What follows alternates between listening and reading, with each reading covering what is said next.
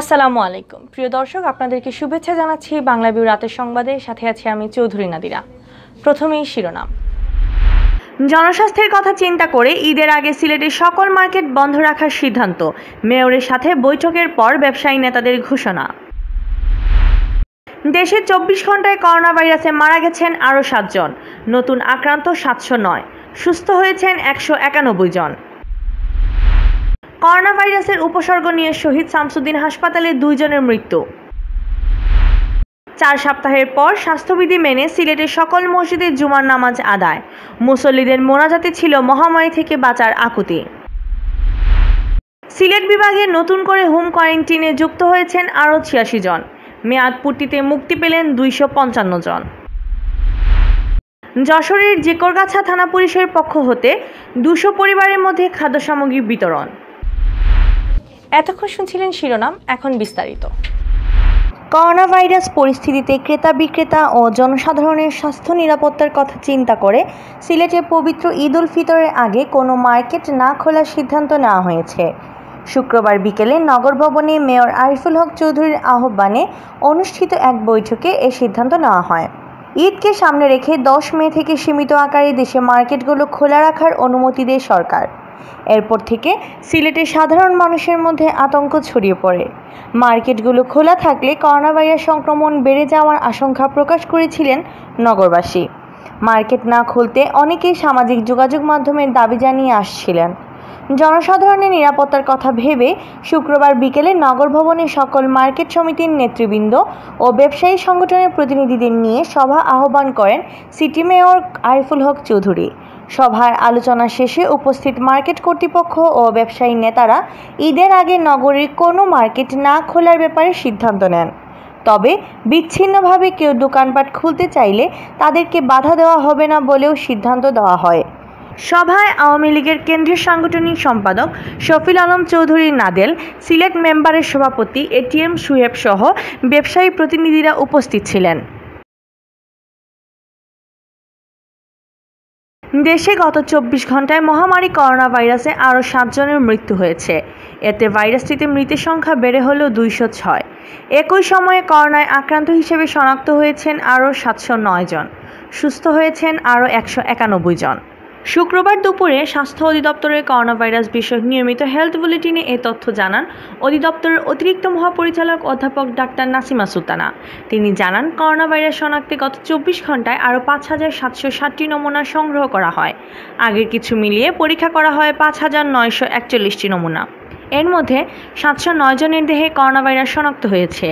এ নিয়ে দেশে মোট আক্রান্ত হয়েছেন 13,134 জন। আক্রান্তদের মধ্যে গত 24 ঘন্টায় মারা গেছেন আরও 7 জন। এদের 5 জন পুরুষ ও 2 জন নারী। ফলে মৃতের সংখ্যা দাঁড়ালো 206-এ। গত 24 ঘন্টায় সুস্থ হয়েছেন আরও 191 জন। সব মিলিয়ে সুস্থ হয়েছেন 2101 জন। 24 ঘন্টায় সুস্থ হয়েছেন 191 জন এবং এ পর্যন্ত সুস্থ 2101 জন। মৃত্যুর তালিকায় আমাদের আজকে গত 24 ঘন্টায় নতুন করে 7 জন যুক্ত হয়েছেন। তাদের বিদেহী আত্মার শান্তি কামনা করছি এবং আমাদের এ পর্যন্ত মৃত্যু দাঁড়ালো 206 জন। মৃত্যুদের বয়স এবং জেন্ডার যদি আমরা শনাক্ত করি, এর মধ্যে পুরুষ 5 জন এবং মহিলা 2 জন।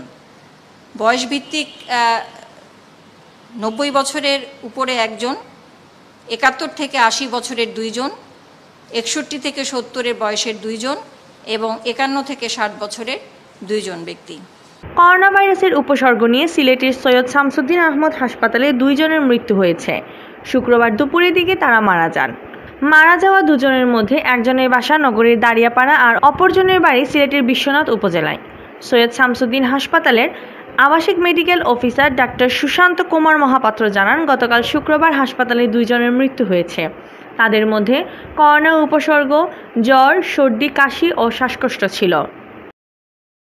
করোনা সংক্রমণের ভয়কে দূরে সরিয়ে সিলেটের মসজিদগুলোতে আদায় করা হয়েছে জুমার নামাজ। স্বাস্থ্যবিধি মেনে 4 সপ্তাহ পর মুসল্লিরা সুযোগ পেলেন মসজিদে জুমার নামাজ আদায়ের। সিলেটের সবচেয়ে বড় জুমার নামাজ অনুষ্ঠিত হয় হযরত শাহজালাল রহমতুল্লাহ আলাইহির মাজার মসজিদে। মাস্ক পরে বাসা থেকে জায়নামাজ নিয়ে মুসল্লিরা যান মসজিদে। হাতে ও পায়ে জীবাণুনাশক ছিটিয়ে মুসল্লিদের মসজিদের ভিতরে প্রবেশ করতে দেওয়া হয়। স্বাস্থ্যবিধি অনুসরণ করে 3 ফুট দূরত্ব বজায় রেখে মুসল্লিরা দাঁড়ান নামাজে। 2 কাতারের মাঝখানে রাখা হয় আরেক কাতারের সমান দূরত্ব। নামাজ শেষে করোনা ভাইরাস থেকে মানবজাতিকে রক্ষা করতে মহান রাব্বুল আলামিনের কাছে হাত তুলে দোয়া করা হয়। এ সময় অনেক মুসল্লি কান্নায় ভেঙে পড়েন।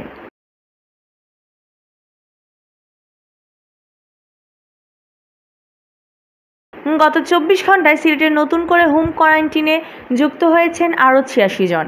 এছাড়া একই সময়ে মেয়াদপূর্তি হওয়ায় হোম কোয়ারেন্টিন থেকে মুক্তি পেয়েছেন 255 জন। স্বাস্থ্য অধিদপ্তর সিলেটের সহকারী পরিচালক ডাক্তার আনিসুর রহমান জানান, গত 24 ঘন্টায় সিলেট বিভাগে হোম কোয়ারেন্টিনে রাখাদের মধ্যে সিলেটের 12 জন, সুনামগঞ্জের 10 জন, হবিগঞ্জের 46 জন ও মৌলভীবাজারের 18 জন রয়েছেন। আর গত 24 ঘন্টায় আরও 255 জনকে কোয়ারেন্টিন থেকে মুক্তি দেওয়া হয়। এদের মধ্যে সিলেটের 25 জন, সুনামগঞ্জের 56 জন এবং হবিগঞ্জের 148 জন ও মৌলভীবাজারে রয়েছেন 26 জন। সিলেট বিভাগ এখন পর্যন্ত মোট 10,301 জনকে কোয়ারেন্টিনে রাখা হয়েছে। এদের মধ্যে ছাড়পত্র পেয়েছেন 8,278 জন। যশোরের জিকরগাছা থানা পুলিশের পক্ষ থেকে উপজেলা ও পৌরসভার 200 অসহায় পরিবারের মধ্যে খাবার বিতরণ করা হয়েছে। রাতে বাড়ি বাড়ি গিয়ে পুলিশ সদস্যরা প্রয়োজনীয় খাদ্য সামগ্রী বিতরণ করেন, যার মধ্যে 150টি কর্মহীন ও 50টি দুস্থ অসহায় পরিবার রয়েছে। বিতরণকৃত খাদ্য সামগ্রীর মধ্যে ছিল চাল, ডাল, আলু, তেল ও সাবান।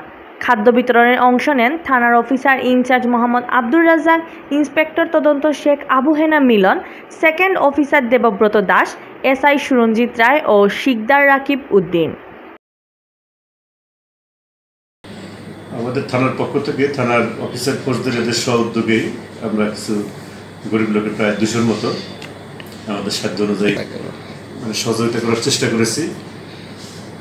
এবং পাশাপাশি আমরা থানার ফেসবুক পেজে দিয়েছিলাম যে যাদের প্রয়োজন, অনেকে এসে হয়তো লাইনে দাঁড়াতে পারে না, হাত পেতে নিতে পারে না, তাদের রাত্রে পৌঁছে দিয়ে এসছি আমরা।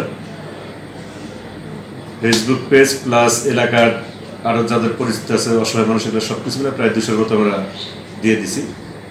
এর ভিতরে যে সেলুনের লোকজন আছে, দোকানপাটের ভ্যান চালক, বিভিন্ন লেভেল লোক মিলে আমরা অসহায় আছে, কিছু আছে যারা লোক লজ্জা হয়তো চাইতে পারে না কোথাও গিয়ে, তারা ফেসবুকে আমাদের নক করছে, করার পর সেখানে নিজেরা দিয়ে এসছে। এতক্ষণ শুনছিলেন বাংলাবীর সংবাদ। এরপর প্রচারিত হবে সিলেটের আঞ্চলিক ভাষায় সংবাদ।